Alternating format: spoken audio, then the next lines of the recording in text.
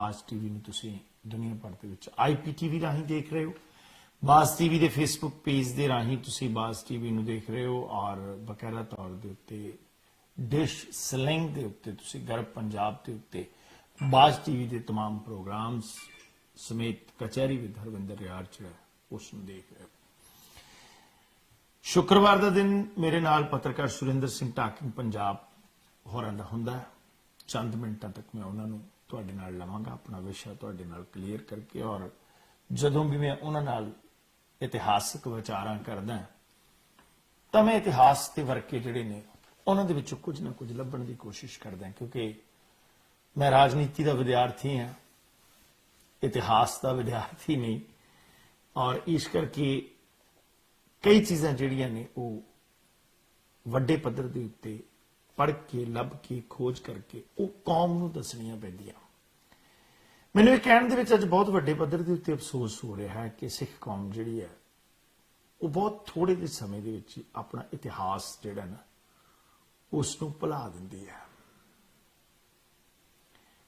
जिस ढंग नाल पिछले समयां दे विच फतेहगढ़ साहब दे शहीदी जोड़ मेले नूं मेले का रूप दे के राजसी घुंघरू बन के सारियां राजनीतिक पार्टियां जिहड़ियां ने वो वड्डे पद्धर दे उत्ते तमाशा करदियां रहियां ते जो कुछ उत्ते हुंदा रहा मैं समझांगा कि उस सिख कौम लई बदकिस्मती भी सी ते एक बेशर्मी वाला माहौल भी सी कि उस दे उत्ते कोई नहीं बोलिया।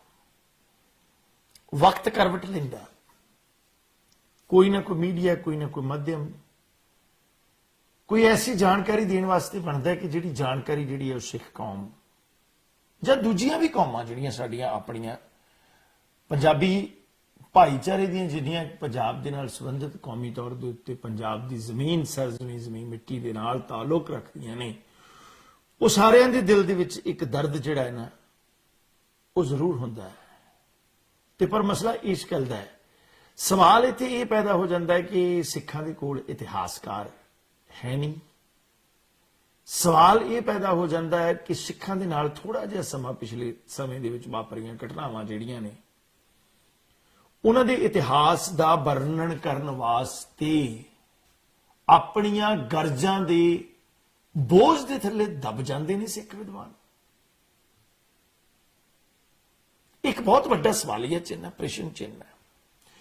कोई भी कौम है मैं समझांगा कि कश्मीरी पंडितां दे इतिहास की गल है और जेकर मैं हिंदू भरावां दे इतिहास की भी गल दसां तो मुगल काल दे विच इन्हां दे उत्ते भी बहुत वड्डे जुल्म होंदे रहे पर इन्हां ने असीं विरोध तां कर रहे हैं भाई जी RSS आ करदी आ रहा मैं ये कह रहा कि भाई उन्होंने अपना इतिहास ते नालों नाल विद्वान लिखी जाते हैं। साडियां ते यूनीवर्सिटियां दे विच जिहड़े विद्वान ने मैनूं ये शब्द कहण दे विच भोरा भी मतलब झिझक नहीं होएगी कि वो निस्सड़ हो के मोटे रुपये तनखाहां ते पेंशनां दे लैके घरे बैठ जांदे ने कभी भी सिख इतिहास जां होए वितकरियां दे नाल मैं नहीं कहता भी 100 साल पुराना दस दिओ 150 साल पुराना दस दिओ ऐस सदी दे वितकरे ते घट्टो घट्ट लोकां दे सामने करने चाहिए है ना। आ वीडियो मैं दिखा रहा तुहानूं एक हकीकी सच के तौर के उत्ते तुसीं इस वेले वीडियो देख रहे होवोगे। ये वीडियो जिहड़ी है ये इतिहास का एक वो काला पन्ना है, एक बहुत पुरानी नहीं है, ये 1955 की है 1955 दी। बादल साहब की राजनीति जिन्नी पुरानी है 55 के विच बादल साहब ने राजनीति शुरू की सी, सरपंच बने सी पिंड दे शायद जे मेरे चेतियां दे विचों जां मेरी जानकारी दे विचों मनफी ना होवे तां। सिख कौम दे नाल ते पंजाबियां दे नाल खास तौर दे उत्ते जे तुसीं एक स्टेट दे विच रह रहे हो पंजाबी बोलदे हो तो मैं कहांगा कि तुहाडे पंजाबियां दा एक हत्थ कट के एक हिस्सा दूजी स्टेट दे विच भेज दिता जावे जिथे तुहाडी भाषा जिहड़ी है ओह ही ना ਇਨਸਾਫ ਕਰ ਸਕੇ ਤੇ ਉਹਨਾਂ ਲੋਕਾਂ ਨਾਲ ਵੀ ਬੇਇਨਸਾਫੀ ਹੈ। ਇਹ ਜਿਹੜੀਆਂ ਵੀਡੀਓ ਨੇ ਇਹ 4 ਜੁਲਾਈ ਦੀਆਂ ਨੇ। ਦਰਬਾਰ ਸਾਹਿਬ ਦੇ ਉੱਤੇ ਲੱਗੇ ਗੋਲੀਆਂ ਦੇ ਨਿਸ਼ਾਨ ਨੇ। ਅਸੀਂ ਕਿੱਥੋਂ ਕੱਢ ਕੇ ਲਿਆਏ ਹੋਵਾਂਗੇ? ਖਾਲੀ ਖੋਲ ਹੈ ਜਿਹੜੇ ਦਰਬਾਰ ਸਾਹਿਬ ਦੇ ਵਿੱਚ ਚੱਲੇ।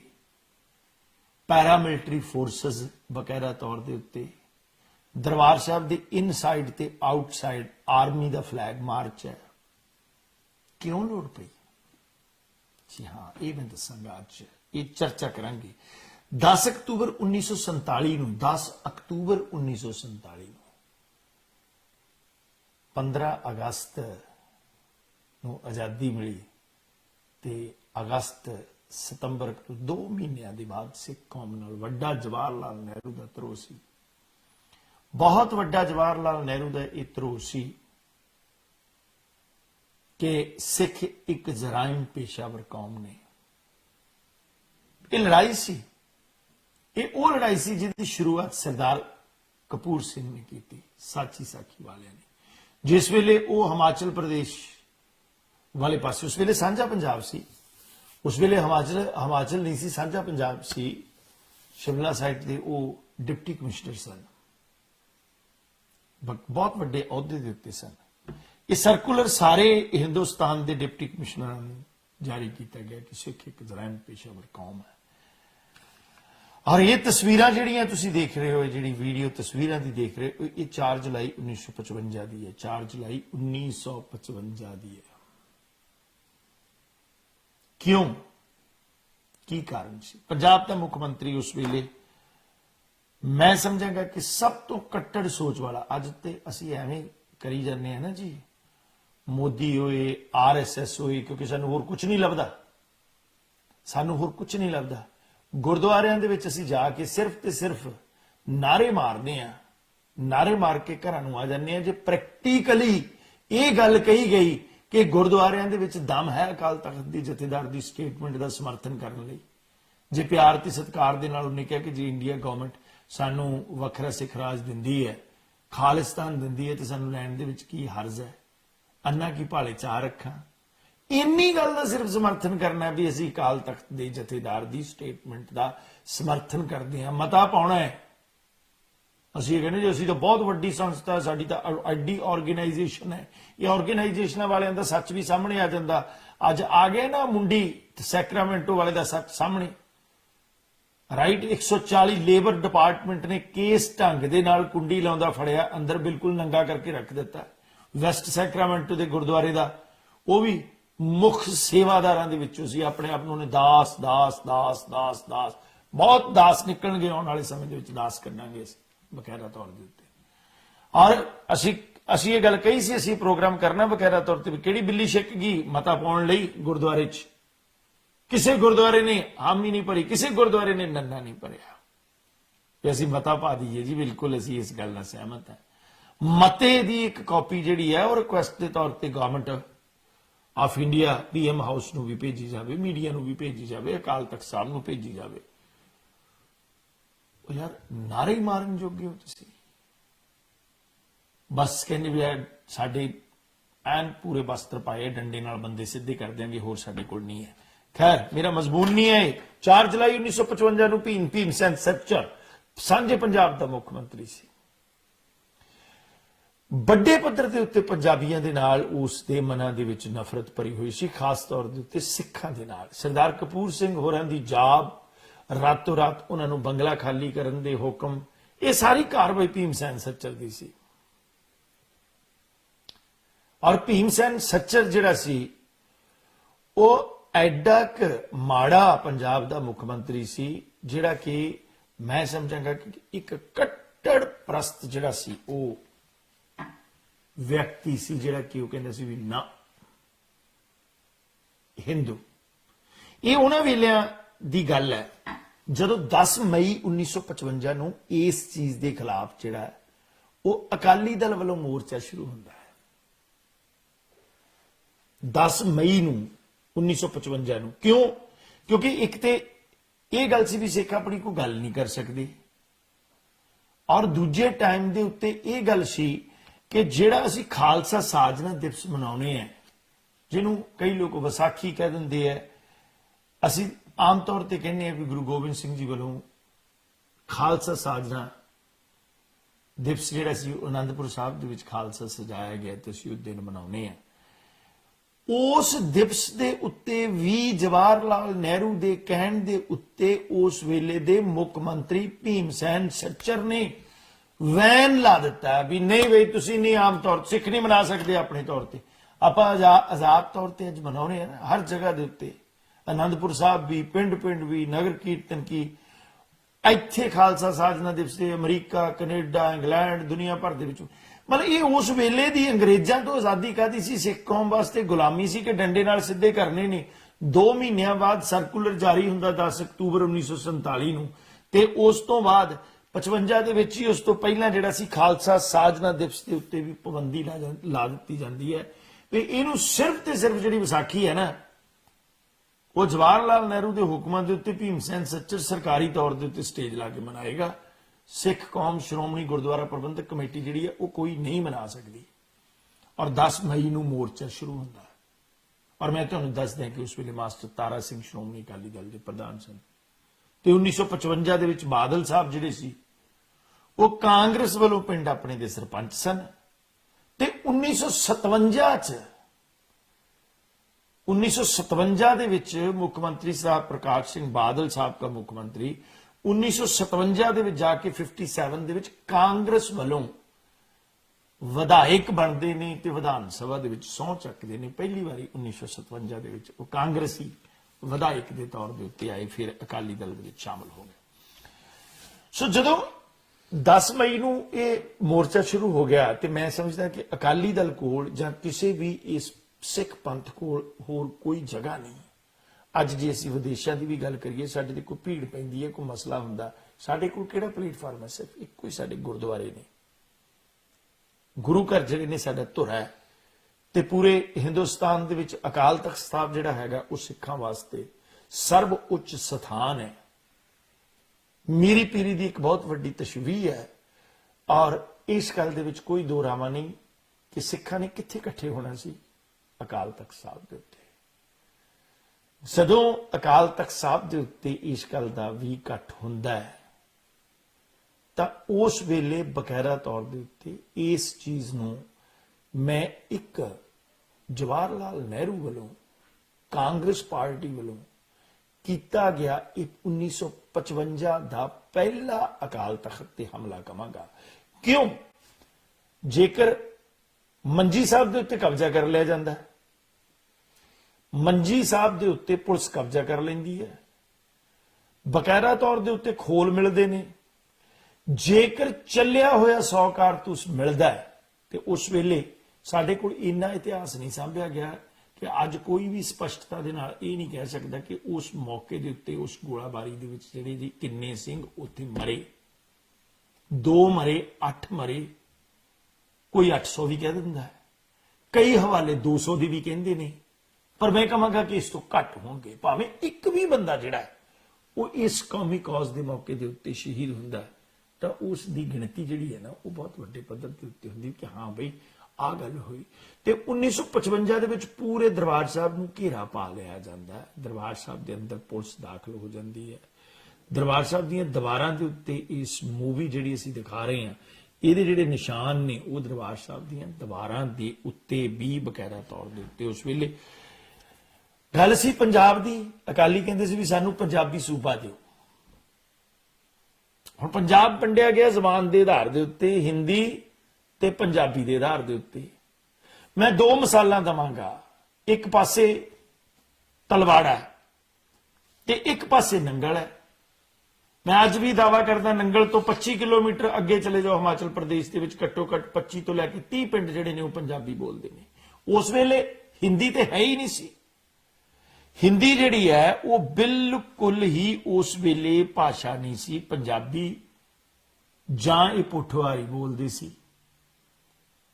ਪੋਠੋਹਾਰੀ ਜਾਂ ਪੰਜਾਬੀ ਬੋਲਦੇ ਸੀ, ਹਿੰਦੀ ਤਾਂ ਬੋਲਦੇ ਨਹੀਂ ਸੀ। ਅੱਜ ਵੀ ਹਿਮਾਚਲ ਪ੍ਰਦੇਸ਼ ਦੇ ਲੋਕ ਆਪਣੀ ਬੋਲੀ ਬੋਲਦੇ ਨੇ, ਉਹ ਕੋਈ ਹਿੰਦੀ ਨਹੀਂ ਬੋਲਦੇ। ਅੱਜ ਵੀ ਹਰਿਆਣਵੀ ਅੱਧਾ ਹਰਿਆਣਾ ਪੰਜਾਬੀ ਬੋਲਦਾ, ਅੱਜ ਵੀ ਹਰਿਆਣੇ ਦੇ ਵਿੱਚ ਜਿਹੜੀ ਹੈ ਉਹ ਹਿੰਦੀ ਨਹੀਂ ਬੋਲੀ ਜਾਂਦੀ, ਹਰਿਆਣਵੀ ਉਹਨਾਂ ਦੀ ਆਪਣੀ ਭਾਸ਼ਾ ਬੋਲੀ ਜਾਂਦੀ ਹੈ।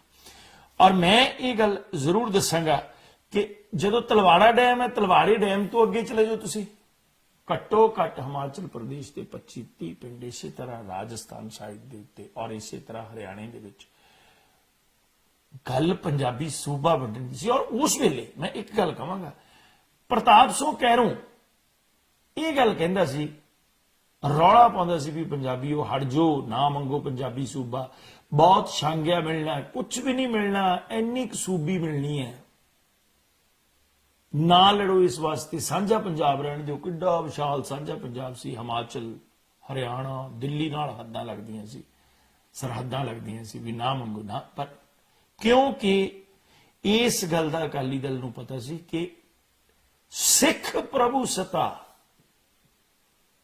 ਜਿਹੜੀ ਹੈ ਉਹ ਰਾਜ ਕਰਨ ਵਾਲਾ ਅਕਾਲੀ ਦਲ ਦਾ ਮੁੱਖ ਮੰਤਰੀ ਫਿਰ ਇਸ ਸਾਂਝੇ ਪੰਜਾਬ ਦੇ ਵਿੱਚ ਨਹੀਂ ਬਣ ਸਕਦਾ, ਇਸ ਸਾਂਝੇ ਪੰਜਾਬ ਦੇ ਵਿੱਚ ਨਹੀਂ ਬਣ ਸਕਦਾ। ਔਰ ਇਹੀ ਕਾਰਨ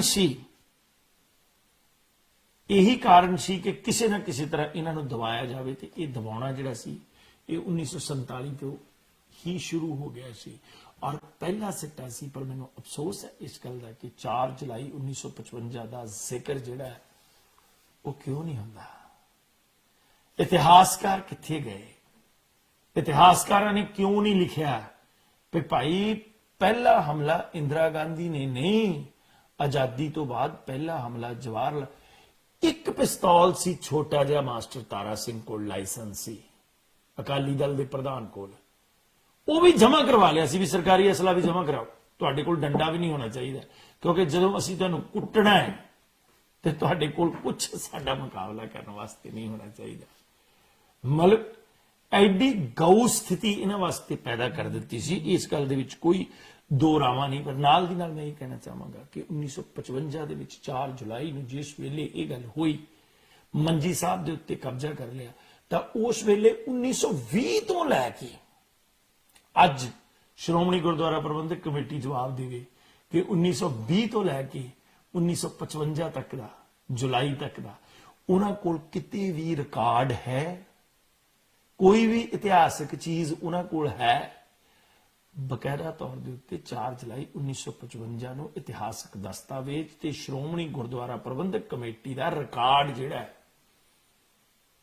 ਉਹ ਜ਼ਬਤ ਕਰਕੇ ਭੀਮ ਸੈਨ ਸੱਚਰ ਦੀ ਅਗਵਾਈ ਦੇ ਵਿੱਚ ਜਵਾਹਰ ਲਾਲ ਨਹਿਰੂ ਦੇ ਕਦਮਾਂ ਦੇ ਵਿੱਚ ਜਿਹੜਾ ਸੀ ਉਹ ਚਲੇ ਗਿਆ ਸੀ। ਤੇ ਵਿਤਕਰਿਆਂ ਦੇ ਵਿੱਚੋਂ ਵਿਦਰੋਹ ਨਾ ਉੱਗੇ, ਇਹ ਕਿਵੇਂ ਹੋ ਸਕਦਾ? ਤੇ ਅੱਜ ਵੀ ਜੇ ਵਿਦੇਸ਼ ਤੱਕ ਰੌਲਾ ਪੈਂਦਾ ਹੈ, ਜੇ ਹਰ ਜਗ੍ਹਾ ਦੇ ਉੱਤੇ ਰੌਲਾ ਪੈਂਦਾ, ਤੇ ਮੈਂ ਸਮਝਾਂਗਾ ਕਿ ਇਸ ਦਾ ਜ਼ਿੰਮੇਵਾਰ ਕੌਣ ਹੈ? ਭਾਰਤੀ ਜਨਤਾ ਪਾਰਟੀ ਦੀ ਸਰਕਾਰ ਜਿਹੜੀ ਹੈ ਉਹ ਸੱਤਾ ਦੇ ਵਿੱਚ 6 ਸਾਲ ਹੋਣਾ ਹੀ ਹੈ, 5 ਸਾਲ ਪਹਿਲਾਂ ਸੀ, 11 ਸਾਲ ਹੈ।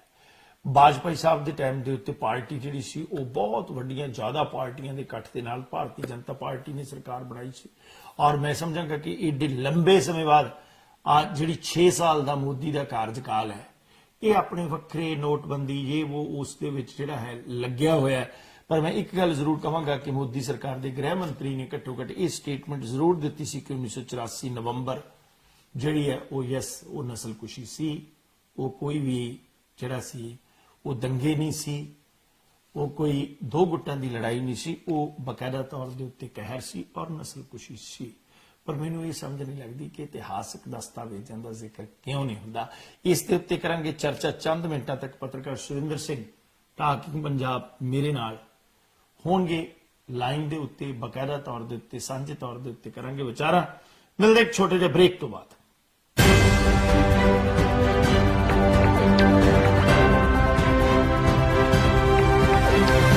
This program is sponsored by Arlington Fuel Stop, Balbir Singh, Osmanpur. Fuel 1 Edison Fuel Stop, Jabbar Singh, Garewal. And Venko Truck and Auto Plaza, Balkeet Singh, Boparai. ਜੇਕਰ ਤੁਸੀਂ ਆਪਣੇ ਸੁਪਨਿਆਂ ਦੇ ਘਰ ਦੀ ਤਲਾਸ਼ ਵਿੱਚ ਹੋ ਤਾਂ ਹੁਣ ਤੁਹਾਨੂੰ ਘਬਰਾਉਣ ਦੀ ਬਿਲਕੁਲ ਲੋੜ ਨਹੀਂ। ਅਸੀਂ ਤੁਹਾਨੂੰ ਨਿਊਯਾਰਕ ਵਿੱਚ ਵਾਜਿਬ ਰੇਟ ਤੇ ਸਾਫ਼ ਸੁਥਰਾ ਘਰ ਬਣਾ ਕੇ ਅਤੇ ਰੈਨੋਵੇਟ ਕਰਕੇ ਦੇਵਾਂਗੇ। ਜੀ ਹਾਂ, ਸਾਡੇ ਕੋਲ ਨਿਊਯਾਰਕ ਵਿੱਚ ਕਈ ਘਰ ਬਿਲਕੁਲ ਤਿਆਰ ਪਏ ਨੇ। ਫਿਰ ਦੇਰ ਕਿਸ ਗੱਲ ਦੀ? ਕਾਲ ਕਰਨ ਲਈ ਡਾਇਲ ਕਰੋ 9172250888 ਤੇ। ਅਸ਼ੋਕ ਮਾਹੀ ਜੀ ਤੁਹਾਡੇ ਲਈ ਆਪਣੇ ਘਰ ਦੇ ਸੁਪਨੇ ਨੂੰ ਪੂਰਾ ਕਰਨ ਵਿੱਚ ਤੁਹਾਡੀ ਮਦਦ ਕਰਨਗੇ। P&J Fuel Wholesaler of gasoline and diesel. We offer retail and wholesale, branded and unbranded fuel, serving New Jersey, New York, Pennsylvania, and Texas. Our services include station rebranding for many major gasoline brands at the most competitive prices.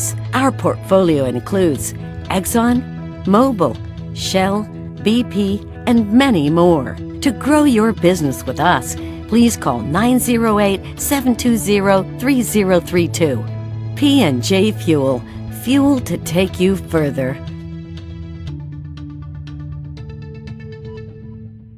ਪੰਜਾਬੀਆਂ ਦੇ ਦਿਲ Stockton ਵਿਖੇ truck driver ਭਰਾਵਾਂ ਲਈ ਸਹੂਲਤਾਂ ਭਰਿਆ ਵੈਨਕੋ truck and auto plaza, ਜਿੱਥੇ truck driver ਵੀਰਾਂ ਲਈ ਸਸਤੇ ਅਤੇ ਭਰੋਸੇਮੰਦ ਰੇਟ ਤੇ ਡੀਜ਼ਲ ਅਤੇ ਹੋਰ ਸਮਾਨ 24 ਘੰਟੇ ਉਪਲਬਧ ਹੈ। ਟਰੱਕਾਂ ਨੂੰ ਪਾਰਕ ਕਰਨ ਤੇ ਡਰਾਈਵਰ ਵੀਰਾਂ ਵਾਸਤੇ ਆਧੁਨਿਕ ਤੇ ਸਾਫ਼ ਸੁਥਰੇ ਸ਼ਾਵਰ, ਖਾਣ ਪੀਣ ਦੇ ਤਾਜ਼ੇ ਫੂਡ ਦੀ ਸੁਵਿਧਾ, ਹਾਈਵੇ ਦੇ ਚਾਰਟਰ ਵੇ ਐਗਜ਼ਿਟ ਦੇ ਐਨ ਉੱਪਰ। ਵਧੇਰੇ ਜਾਣਕਾਰੀ ਲਈ ਮਲਕੀਤ ਸਿੰਘ ਬੋਪਾਰਾਏ ਨੂੰ ਹੇਠ ਲਿਖੇ ਨੰਬਰ ਤੇ ਕਾਲ ਕਰੋ। ਕੈਲੀਫੋਰਨੀਆ ਤੋਂ ਸਾਊਥ ਈਸਟਰਨ ਤੱਕ, Georgia, Florida, Alabama, Mississippi, Louisiana, Texas ਸੂਬੇ ਤੱਕ ਸੁਰੱਖਿਅਤ ਪ੍ਰੋਡਿਊਸ ਨੂੰ ਰੀਫਰ ਸਰਵਿਸ ਰਾਹੀਂ ਸਹੀ ਸਮੇਂ ਪਹੁੰਚਾਉਣ ਵਾਲੀ ਪੰਜਾਬੀਆਂ ਦੀ ਮਾਣਮੱਤੀ company prime link express. Head office 825 Navy Drive, Stockton, California 95206। For more information, call Gurmeet Malli. New Jersey ਦੇ ਕੋਲ ਰਾਊਟ 19 ਅਤੇ ਹੋਰ ਲੋਕੇਸ਼ਨ ਤੇ ਟਰੱਕ ਡਰਾਈਵਰ ਵੀਰਾਂ ਲਈ ਸਸਤਾ ਡੀਜ਼ਲ ਅਤੇ ਨਾਨ ਕੰਪੈਰੀਟਿਵਲੀ ਗੈਸ ਪ੍ਰਾਈਸ ਵਾਸਤੇ ਹਮੇਸ਼ਾ ਯਾਦ ਰੱਖੋ ਫਿਊਲ 1 ਸਾਡਾ 690 RT1 ਨਾਰਥ ਐਡੀਸਨ ਅਤੇ ਵੱਡਾ ਕਰਾਊਨ ਡੀਪੂ, ਜਿੱਥੇ ਟਰੱਕ ਸਰਵਿਸ ਅਤੇ ਟਾਇਰ ਸਰਵਿਸ ਵਾਜਿਬ ਰੇਟਾਂ ਤੇ ਕੀਤੀ ਜਾਂਦੀ ਹੈ। ਡੀਜ਼ਲ ਨਾਲ ਸਕੇਲ ਸੁਵਿਧਾ ਵੀ ਹੈ ਉਪਲਬਧ। ਵਧੇਰੇ ਜਾਣਕਾਰੀ ਲਈ ਸੰਪਰਕ ਕਰੋ 7325724411। ਸੁਹਾਗ ਜੁਐਲਰਸ, ਪੰਜਾਬੀਆਂ ਦਾ ਆਪਣਾ ਜੁਐਲਰੀ ਸਟੋਰ। ਵਿਆਹ ਸ਼ਾਦੀ ਤੇ ਹੋਰ ਮੌਕਿਆਂ ਲਈ ਲੇਟੈਸਟ ਡਿਜ਼ਾਈਨ ਦੇ ਗਹਿਣੇ ਵਾਜਿਬ ਕੀਮਤ ਤੇ ਖਰੀਦਣ ਦੇ ਲਈ Suhag jewellers, Oak Tree Road, Iselin, New Jersey. Call Surinder or Anu at 732-283-1200 or 732-283-3600। ਪੰਜਾਬੀਆਂ ਦਾ ਮਨ ਪਾਉਂਦਾ store Suhag jewellers, 1367 Oak Tree Road, Iselin, New Jersey. Truck driver ਵੀਰਾਂ ਦੀ ਭਰੋਸੇਮੰਦ ਅਰਲਿੰਗਟਨ ਫਿਊਲ ਸਟਾਪ ਇੰਟਰਸਟੇਟ 5 ਦੇ ਐਗਜ਼ਿਟ 208 ਅਰਲਿੰਗਟਨ ਵਾਸ਼ਿੰਗਟਨ ਸਟੇਟ ਅਤੇ California ਵਿੱਚ Lost Hill travel center route 46 ਅਤੇ I-5 ਅਲੋਮਾ ਸਟਰੀਟ ਉੱਤੇ ਸਸਤਾ ਡੀਜ਼ਲ ਅਤੇ ਭਰੋਸੇਮੰਦ ਸਰਵਿਸ। ਔਖੇ ਸਮੇਂ ਤੇ ਆਪਣੇ ਡਰਾਈਵਰ ਭਰਾਵਾਂ ਦੇ ਨਾਲ ਮਦਦ ਲਈ ਖੜੇ ਹਾਂ। ਹਰ ਵੇਲੇ ਗੁੜ ਦੀ ਬਣਾਈ ਹੋਈ ਤਾਜ਼ੀ ਚਾਹ ਦਾ ਲੰਗਰ। ਵਧੇਰੇ ਜਾਣਕਾਰੀ ਲਈ ਬਲਵੀਰ ਸਿੰਘ ਉਸਮਾਨਪੁਰ ਨੂੰ ਕਾਲ ਕਰੋ 501 south union village, Bakersfield, California ਵਿਖੇ ਪੰਜਾਬੀ ਭਰਾਵਾਂ ਦਾ ਮਨਪਾਉਂਦਾ ਫਿਊਲ ਨੰਬਰ 1 ਸਟਾਪ ਅਤੇ ਯੂਨੀਅਨ ਵਿਲੇਜ ਵੈਰਾਈਟੀ ਅਤੇ ਤਾਜ਼ੇ ਖਾਣੇ ਦਾ ਭੰਡਾਰ, ਜਿੱਥੇ ਟਰੱਕਾਂ ਵਾਲੇ ਵੀਰਾਂ ਨੂੰ ਸਸਤੇ ਰੇਟਾਂ ਤੇ ਡੀਜ਼ਲ ਅਤੇ ਖਾਣ ਪੀਣ ਦੀ ਹਰ ਤਰ੍ਹਾਂ ਦੀ ਸਹੂਲਤ, ਜਿੱਥੇ ਇੰਡੀਅਨ, ਸਪੈਨਿਸ਼ ਤੇ ਵੱਖ-ਵੱਖ ਕਿਸਮਾਂ ਦੇ ਤਾਜ਼ੇ ਫੂਡਸ ਦੀ ਸੁਵਿਧਾ। ਇੱਕ ਵਾਰ ਬ੍ਰੇਕਾਂ ਮਾਰੋ, ਫੇਰ ਬ੍ਰੇਕਾਂ ਆਪਣੇ ਆਪ ਹੀ ਲੱਗਦੀਆਂ ਰਹਿਣਗੀਆਂ। ਸਾਨੂੰ ਅਜ਼ਮਾਓ। ਵਧੇਰੇ ਜਾਣਕਾਰੀ ਲਈ ਸੁਖੀ ਘੁੰਮਣ ਤੇ ਜੇ ਘੁੰਮਣ ਨੂੰ ਹੇਠ ਲਿਖੇ ਨੰਬਰਾਂ ਤੇ ਸੰਪਰਕ ਕਰੋ 661 304 7500 661 885 8858।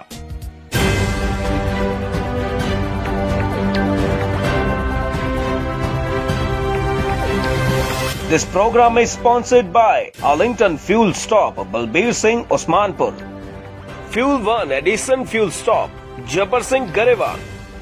And Banco Truck and Auto Plaza, Balkeet Singh, Boparai. ਨਾਲ ਵੱਡੇ ਵੀਰ ਪੱਤਰਕਾਰ ਸੁਰਿੰਦਰ ਸਿੰਘ ਟਾਕਿੰਗ ਪੰਜਾਬ ਹਰ ਸ਼ੁੱਕਰਵਾਰ ਵਾਂਗ ਹਾਜ਼ਰ ਨੇ ਇਸ ਵੇਲੇ ਔਰ ਬਕਾਇਦਾ ਤੌਰ ਦੇ ਉੱਤੇ 4 ਜੁਲਾਈ 1955 ਦਾ ਜ਼ਿਕਰ ਜਿਹੜਾ ਉਹ ਸਾਡੇ ਇਤਿਹਾਸ ਤੇ ਸਾਡੇ ਚੇਤਿਆਂ ਦੇ ਵਿੱਚੋਂ ਵੀ ਮੈਂ ਸਮਝਦਾ ਕਿ ਪੋਚ ਦਿੱਤਾ ਗਿਆ ਹੈ। ਔਰ ਜੇਕਰ 1955 ਵਾਲਾ ਪੋਚ ਦਿੱਤਾ ਗਿਆ ਤੇ ਕੀ ਆਉਂਦੇ 10-20 ਸਾਲਾਂ ਦੇ ਵਿੱਚ 1984 ਵਾਲਾ ਵੀ ਇਸੇ ਤਰ੍ਹਾਂ ਪੋਚਿਆ ਜਾਏਗਾ? ਕੌਣ ਹੈ ਕਸੂਰਵਾਰ, ਸਾਡੇ ਇਤਿਹਾਸਕਾਰ, ਵਿਦਵਾਨ ਜਾਂ ਹੋਰ ਲੋਕ ਜਿਹੜੇ ਮੈਂ ਸਮਝਾਂਗਾ ਆਪਣੇ ਧਰਮ ਪ੍ਰਤੀ ਔਰ ਆਪਣੇ ਬਕਾਇਦਾ ਤੌਰ ਦੇ ਉੱਤੇ ਸਿੱਖ ਹੋਣ ਪ੍ਰਤੀ, ਪੰਜਾਬੀ ਹੋਣ ਪ੍ਰਤੀ ਆਪਣੇ ਮਨਾਂ ਦੇ ਵਿੱਚੋਂ ਆਪਣੇ ਆਪ ਦੇ ਨਾਲ ਹੀ ਬੇਵਫਾ ਹੋ ਗਏ ਨੇ, ਕਿਉਂਕਿ ਸਿੱਖ ਕੌਮ ਦੇ ਕੋਲ ਕੋਈ ਵੀ ਯੋਗ ਲੀਡਰ ਜਿਹੜੇ ਨੇ ਉਹ ਦਿਖਾਈ ਨਹੀਂ ਦਿੰਦੇ। ਔਰ ਆਮ ਤੌਰ ਦੇ ਉੱਤੇ ਇਹਨਾਂ ਲੀਡਰਾਂ ਦੇ ਸਮੇਂ ਦੇ ਉੱਤੇ ਕੀਤੇ ਧਰੋਆਂ ਕਰਕੇ ਲੋਕ ਆਪਣੀ ਚੇਤਿਆਂ ਦੇ ਵਿੱਚੋਂ ਆਪ ਆਪਣੇ ਨਾਲ ਬੇਵਫਾ ਹੋ ਗਏ ਜਾਪਦੇ ਨੇ। ਸਰ ਸੁਰਿੰਦਰ ਸਿੰਘ ਜੀ, ਸਭ ਤੋਂ ਪਹਿਲਾਂ ਵਾਹਿਗੁਰੂ ਜੀ ਕਾ ਖਾਲਸਾ, ਵਾਹਿਗੁਰੂ ਜੀ ਕੀ ਫਤਿਹ। ਰਿਆੜ ਸਾਹਿਬ, ਤੁਹਾਨੂੰ ਤੇ ਬਾਜ ਟੀਵੀ ਦੇ ਸਾਰੇ ਦਰਸ਼ਕਾਂ ਨੂੰ ਵਾਹਿਗੁਰੂ ਜੀ ਕਾ ਖਾਲਸਾ, ਵਾਹਿਗੁਰੂ ਜੀ ਕੀ ਫਤਿਹ ਜੀ। ਬਹੁਤ ਬਹੁਤ ਸ਼ੁਕਰੀਆ ਭਾਜੀ, ਬਹੁਤ ਬਹੁਤ ਸ਼ੁਕਰੀਆ ਭਾਜੀ। ਮੈਂ ਅੱਜ ਗੱਲ ਕਰ ਰਿਹਾ 4 ਜੁਲਾਈ 1955 ਦੀ ਜਿਹੜੀ ਕਿ ਸਾਡੇ ਚੇਤਿਆਂ ਦੇ ਵਿੱਚੋਂ ਵਸਾਰ ਦਿੱਤੀ ਗਈ ਔਰ ਉਸ ਵੇਲੇ ਦੇ ਮੁੱਖ ਮੰਤਰੀ ਭੀਮ ਸੈਨ ਸੱਚਰ ਔਰ ਜਵਾਹਰ ਲਾਲ ਨਹਿਰੂ ਵੱਲੋਂ ਇੱਕ ਬਕਾਇਦਾ ਤੌਰ ਦੇ ਉੱਤੇ ਪਹਿਲੀ ਆਜ਼ਾਦੀ ਤੋਂ ਬਾਅਦ ਜਿਹੜੀ ਫੌਜੀ ਕਾਰਵਾਈ ਦਰਬਾਰ ਸਾਹਿਬ ਦੇ ਉੱਤੇ ਕੀਤੀ ਗਈ ਪੰਜਾਬੀ ਸੂਬੇ ਦੇ ਉਸ ਮੋਰਚੇ ਨੂੰ ਲੈ ਕੇ, ਕਿਉਂਕਿ ਸਿੱਖਾਂ ਕੋਲ ਤਾਂ ਇੱਕੋ ਹੀ ਜਗ੍ਹਾ ਹੁੰਦੀ ਹੈ ਕਿ ਅਸੀਂ ਅਕਾਲ ਤਖਤ ਸਾਹਿਬ ਤੇ ਇਕੱਠੇ ਹੋਈਏ ਔਰ ਉਸ ਵੇਲੇ ਰਾਜਨੀਤਿਕ ਪੱਧਰ ਤੋਂ ਉੱਪਰ ਉੱਠ ਕੇ ਸਿੱਖ ਜਿਹੜੇ ਸੀ ਉਹ ਬਕਾਇਦਾ ਤੌਰ ਦੇ ਉੱਤੇ ਅਕਾਲ ਤਖਤ ਸਾਹਿਬ ਦੇ ਉੱਤੇ ਇਕੱਠੇ ਹੋਏ। ਔਰ ਮੈਂ ਸਮਝਾਂਗਾ ਕਿ ਉਸ ਵੇਲੇ ਮੰਜੀ ਸਾਹਿਬ ਦੇ ਉੱਤੇ ਕਬਜ਼ਾ ਕਰ ਲੈਣਾ, ਫੌਜ ਵੱਲੋਂ ਫਲੈਗ ਮਾਰਚ ਕਰਨਾ, ਅਸੀਂ ਵੀਡੀਓ ਦਿਖਾਈਆਂ ਨੇ ਬਕਾਇਦਾ ਤੌਰ ਦੇ ਉੱਤੇ, ਕਿੰਨੇ ਖਾਲੀ ਰੌਂਡ ਜਿਹੜੇ ਨੇ ਉਹਨਾਂ ਦੀਆਂ ਤਸਵੀਰਾਂ ਨੇ, ਦਰਬਾਰ ਸਾਹਿਬ ਦੇ ਉੱਤੇ ਗੋਲੀਆਂ ਲੱਗੀਆਂ ਦੇ ਨਿਸ਼ਾਨ ਨੇ ਉਸ ਵੇਲੇ। ਪਰ ਸਾਡੇ ਚੇਤਿਆਂ ਦੇ ਵਿੱਚੋਂ ਇਹ ਇਤਿਹਾਸਕ ਵਰਤਾਰੇ ਜਿਹੜੇ ਹਮਲਿਆਂ ਦੇ ਨੇ ਉਹ ਗਵਾਚ ਚੁੱਕੇ ਨੇ। ਇਹ ਕੀ ਕਾਰਨ ਹੈ? ਇਹਦੇ ਬਾਰੇ ਸਭ ਤੋਂ ਪਹਿਲਾਂ ਤੇ ਤੁਸੀਂ ਕੀ ਕਹੋਗੇ ਭੂਮਿਕਾ ਦੇ ਵਿੱਚ? ਬਹੁਤ ਵਧੀਆ ਤੁਸੀਂ ਗੱਲ ਕੀਤੀ ਹੈ। ਇਹ ਸਵਾਲ ਕਾਫੀ ਧਿਆਨ ਖਿੱਚਦਾ।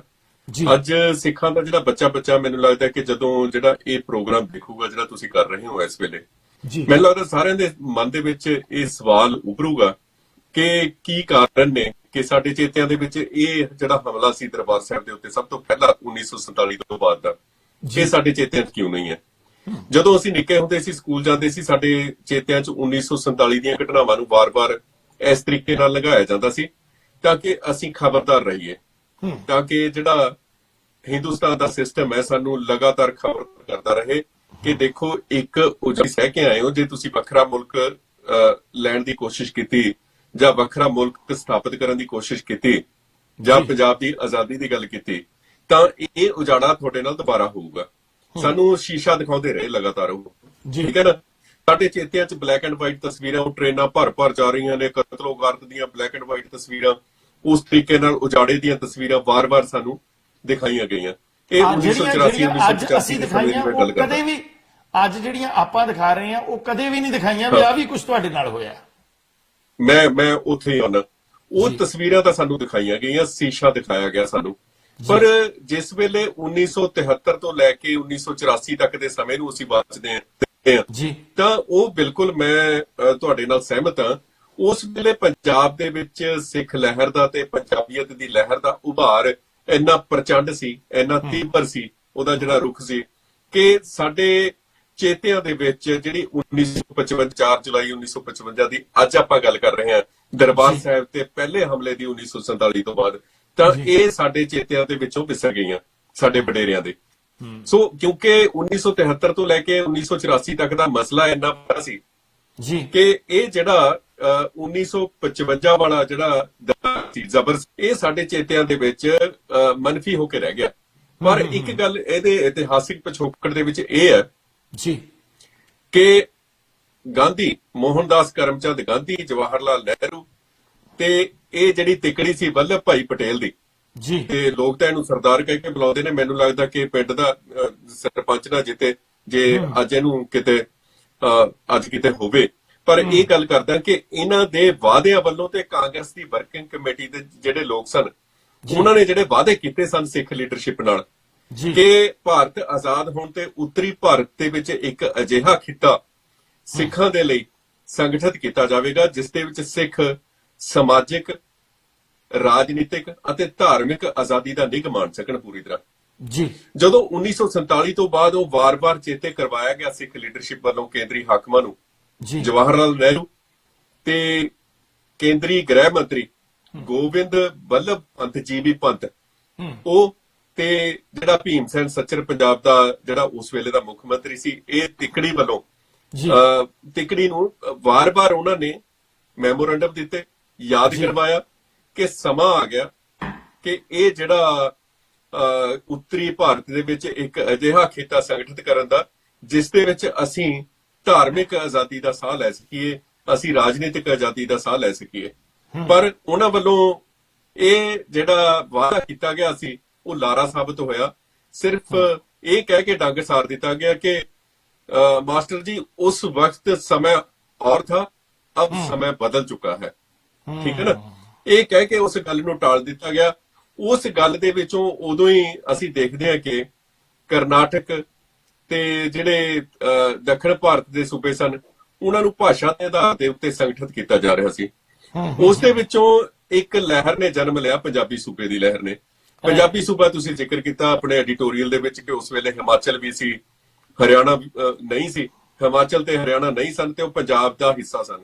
ਬਿਲਕੁਲ ਇਹ ਸਾਰਾ ਸੰਗਠਿਤ ਰੂਪ ਦੇ ਵਿੱਚ ਇੱਕ ਵੱਡਾ ਪੰਜਾਬ ਸੀ।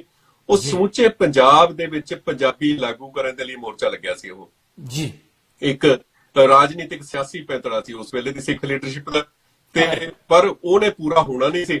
ਤੇ ਉਸ ਨੂੰ ਕਿ ਇੱਕ ਅਜਿਹਾ ਮੈਂ ਕਹਿੰਦਾ ਕਿ ਛੋਟੀ ਸਟੇਟ ਦੇ ਰੂਪ ਦੇ ਵਿੱਚ ਉਹਨਾਂ ਨੇ ਮਾਰੂ ਹਮਲਾ ਕੀਤਾ ਕੇਂਦਰੀ ਹਾਕਮਾਂ ਨੇ। ਬਾਅਦ ਦੇ ਵਿੱਚ 1966 ਦੇ ਵਿੱਚ ਹੁੰਦਾ, ਪਰ 1955 ਦੇ ਵਿੱਚ ਜਿਵੇਂ ਤੁਸੀਂ ਦੱਸਿਆ ਕਿ ਇਹ ਮਈ ਦੇ ਵਿੱਚ ਜਿਹੜਾ ਹੈ ਮੋਰਚਾ ਲੱਗਦਾ ਹੈ, ਸ਼ੁਰੂ ਹੁੰਦਾ ਇੱਕ ਸਮੁੱਚੇ ਤੌਰ ਦੇ ਉੱਤੇ ਸਿਆਸੀ ਮੋਰਚਾ ਸੀ ਜੀ ਜਿਸ ਦੇ ਵਿੱਚੋਂ ਸਿੱਖਾਂ ਦੀ ਆਜ਼ਾਦ ਹਸਤੀ ਤੇ ਖਾਲਸੇ ਦੇ ਬੋਲਬਾਲੇ ਦੀ ਜਿਹੜੀ ਹੈ ਖੁਸ਼ਬੂ ਆਉਂਦੀ ਸੀ।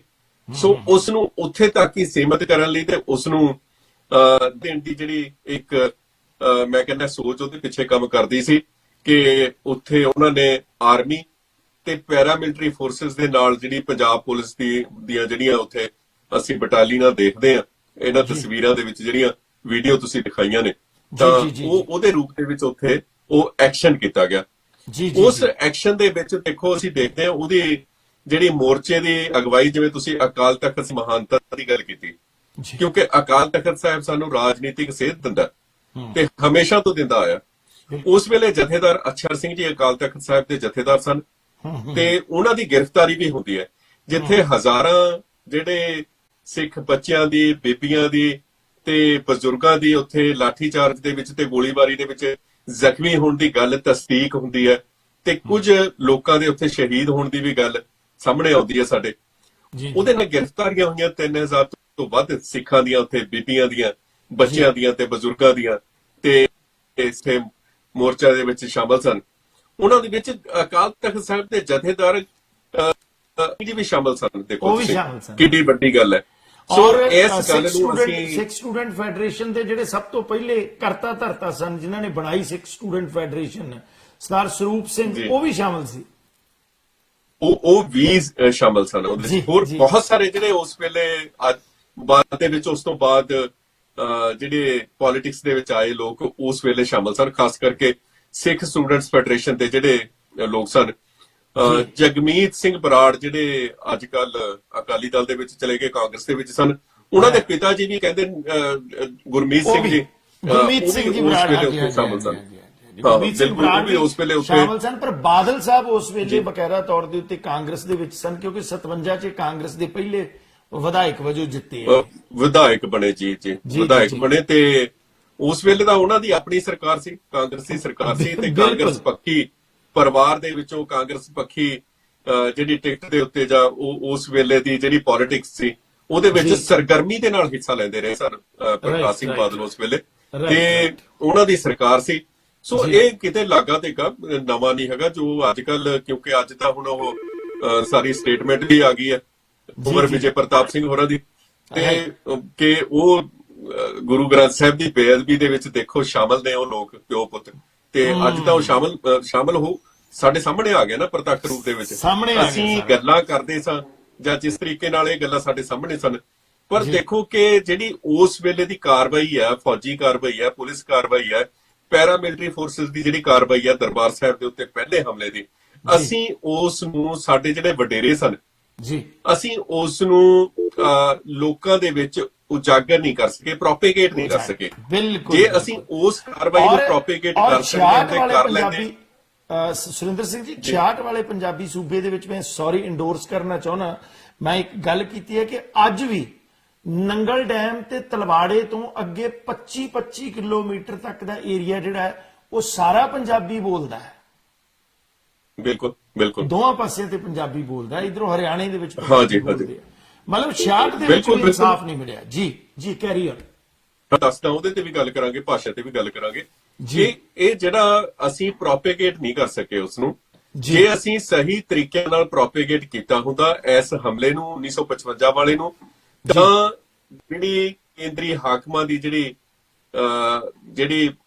ਮੈਂ ਕਹਿੰਦਾ ਤਾਕਤ ਪਈ ਆ, ਹੌਸਲਾ ਪਿਆ 1984 ਦੇ ਵਿੱਚ ਜੀ ਉੱਥੇ ਹਮਲਾ ਕਰਨ ਦਾ, ਜਾਂ ਬਾਅਦ ਦੇ ਵਿੱਚ ਬਲੈਕ ਥੰਡਰ ਦੇ ਵੇਲੇ, ਤਾਂ ਮੈਨੂੰ ਲੱਗਦਾ ਉਹਨਾਂ ਦਾ ਇਸ ਤਰੀਕੇ ਨਾਲ ਉੱਥੇ ਹੌਸਲਾ ਨਹੀਂ ਸੀ ਪੈਣਾ। ਜਿਸ ਤਰੀਕੇ ਨਾਲ 1984 ਦੇ ਹਮਲੇ ਨੂੰ ਅਸੀਂ ਅੱਗੇ ਤੱਕ ਲੈ ਕੇ ਜਾ ਸਕੇ ਕੌਮਾਂਤਰੀ ਪੱਧਰ ਦੇ ਉੱਤੇ, ਇੰਟਰਨੈਸ਼ਨਲ ਮੀਡੀਆ ਦੇ ਵਿੱਚ, ਵੱਖ-ਵੱਖ ਕੌਮਾਂਤਰੀ ਭਾਈਚਾਰਿਆਂ ਦੇ ਵਿੱਚ, ਕਿ ਦੇਖੋ ਸਾਡੇ ਨਾਲ ਆਹ ਕੁਝ ਹੋਇਆ, ਸਾਡੇ ਨਾਲ ਆਹ ਕੁਝ ਕੀਤਾ। ਮੈਨੂੰ ਲੱਗਦਾ ਕਿ ਉੱਥੇ ਅਸੀਂ ਪਹਿਲੇ ਹਮਲੇ ਦੇ ਵਿੱਚ ਸ਼ਾਇਦ ਇਸ ਕਰਕੇ ਅਸੀਂ ਪ੍ਰੋਪੇਗੇਟ ਨਹੀਂ ਕਰ ਸਕੇ। ਉਹਦੇ ਵੀ ਕਾਰਨ ਨੇ ਕਿ ਇੱਕ ਤਾਂ ਵੱਡੀ ਗਿਣਤੀ ਦੇ ਵਿੱਚ ਉੱਥੇ ਜਿਹੜਾ ਹੈ ਉਹ ਉਸ ਵੇਲੇ ਕਾਮ ਨਹੀਂ ਸੀ ਕੀਤਾ ਜਾਂ ਕਰਨਾ ਚਾਹੁੰਦੀ ਸੀ। ਸੋ ਕਿਤੇ ਨਾ ਕਿਤੇ ਕੇਂਦਰੀ ਹਾਕਮ ਇਹ ਵੀ ਮਹਿਸੂਸ ਕਰਦੇ ਹੋਣਗੇ ਕਿ ਉਸ ਵੇਲੇ ਅਸੀਂ ਸਿੱਖਾਂ ਨੂੰ ਉਸ ਤਰੀਕੇ ਦਾ ਸਬਕ ਨਹੀਂ ਸਿਖਾ ਸਕੇ। ਉਹ ਗਲਤੀ ਮਹਿਸੂਸ ਕਰਦੇ ਹੋਣਗੇ ਉਸ ਵੇਲੇ ਕਿ ਅਸੀਂ ਘੱਟ ਦੀ ਗਲਤੀ ਮਹਿਸੂਸ ਕਰਦੇ ਹੋਣਗੇ, ਕਹਿੰਦੇ 84 ਚ ਵਧੀਆ ਢੰਗ ਨਾਲ ਸਿਖਾਈਏ। ਹਾਂ ਬਿਲਕੁਲ, ਉਹਨਾਂ ਨੇ ਉਹ ਜਿਹੜੀ ਕਮੀ ਸੀ ਆਪਣੀ ਉੱਥੇ ਦੂਰ ਕਰਨ ਦੀ ਕੋਸ਼ਿਸ਼ ਕੀਤੀ। ਸਾਡੀ ਕਮੀ ਇਹ ਰਹਿ ਗਈ ਕਿ ਅਸੀਂ ਉਸ ਨੂੰ ਪ੍ਰਚਾਰ ਨਹੀਂ ਸਕੇ ਉਸ ਹਮਲੇ ਨੂੰ, ਕਿ ਦੇਖੋ ਆਜ਼ਾਦ ਭਾਰਤ ਦੇ ਵਿੱਚ ਜਿਹੜਾ ਅਖੌਤੀ ਕਿਸਮ ਦੀ ਆਜ਼ਾਦੀ ਜਿਹੜੀ ਮਿਲੀ, ਜੋ ਵੀ ਹੈ ਉਹਨੂੰ ਅਸੀਂ ਕੁਝ ਵੀ ਅਰਥ ਦੇ ਲਈਏ ਕਿ ਆਜ਼ਾਦ ਭਾਰਤ ਦੇ ਵਿੱਚ ਸਿੱਖਾਂ ਦੇ ਨਾਲ ਆਹ ਕੁਝ ਹੋਇਆ। ਜੇ ਅਸੀਂ ਉਸ ਨੂੰ ਪ੍ਰਚਾਰ ਲੈਂਦੇ ਨਾ, ਮੈਨੂੰ ਲੱਗਦਾ ਕਿ ਅੱਜ ਗੱਲ ਕੁਝ ਹੋਰ ਹੋਣੀ ਸੀ। ਸੋ ਇਹਨਾਂ ਗੱਲਾਂ ਤੇ ਵਾਕਈ ਜਦੋਂ ਅਸੀਂ ਸਮੇਂ-ਸਮੇਂ ਤੇ ਵਿਚਾਰ ਵਟਾਂਦਰੇ ਕਰਦੇ ਹਾਂ ਤਾਂ ਮੈਨੂੰ ਲੱਗਦਾ ਕਿ ਬੜਾ ਕੁਝ ਨਿਕਲ ਕੇ ਸਾਡੇ ਸਾਹਮਣੇ ਆਉਂਦਾ।